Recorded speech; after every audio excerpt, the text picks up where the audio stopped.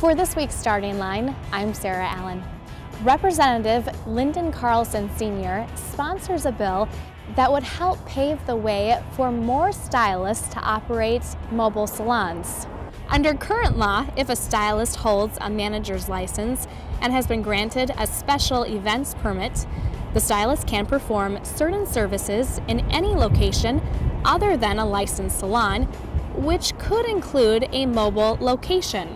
These services, however, are very limited, and a stylist cannot give a haircut. Carlson says his motivation for sponsoring the bill is to help those who aren't able to go to salons because of physical limitations. There are people that are in situations where they probably are maybe temporarily or unfortunately maybe in the twilight years, and they are no longer in a position where they can get their hair done at a salon. Carlson says his bill could help nursing home residents who don't have salons in their facilities. We spoke by phone to Gina Staus, Executive Director of the Board of Cosmetologist Examiners. The State Health Board licenses and sets rules for cosmetologists, estheticians, nail technicians, and salons. Staus says she's not aware of a need to create a mobile salon to service licensed nursing facilities, since there are already existing channels to provide services to them. However, she is excited about the possibility of this bill and getting more feedback to craft the legislation. Carlson says the idea for his bill came from a person passionate about helping women in transitional centers. This bill came from a constituent, and the constituent was very interested in providing services to people by using a mobile unit to provide cosmetology services. Carlson says his bill could also help those in small communities.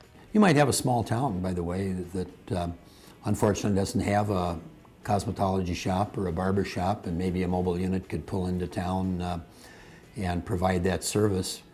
I remember there was a restaurant when I was teaching in a small town in southern Minnesota, and the barber used to come in on Saturday night and cut hair.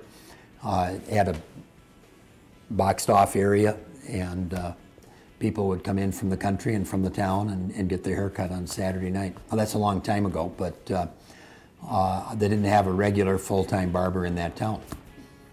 So it wasn't the one I actually taught in, but it was a neighboring community. I grew up in the metro area, and I was quite surprised when I saw that happening on a Saturday night. In addition to defining a mobile salon, it would also require the Board of Cosmetologist Examiners to set rules governing the scope of personal services that can be provided in mobile salons, inspection of mobile salons, and requirements for supplying and disposing of water and waste products from the mobile salon's operations. Where do you see your bill going this legislative session? Well, I would hope that ultimately it would pass the session. If it doesn't pass this session, it'll be alive and well for the next session, but I hope this biennium it will pass both the House and Senate. And I think it should, because there isn't really any organized opposition against it. It's meeting a need, and I think to the degree that the legislation can help meet a need for people that might be underserved, it would be a good thing to do, and I would predict that the legislature will agree with that. We have an update this week. Representative Ron Krisha's bill, featured on Starting Line earlier this session, was signed into law. The law will help child abuse or neglect reports from falling through the cracks. In a statement, Krisha said, "I'm grateful to Governor Dayton, as well as my colleagues in the House and Senate, for their unanimous support of House File 8.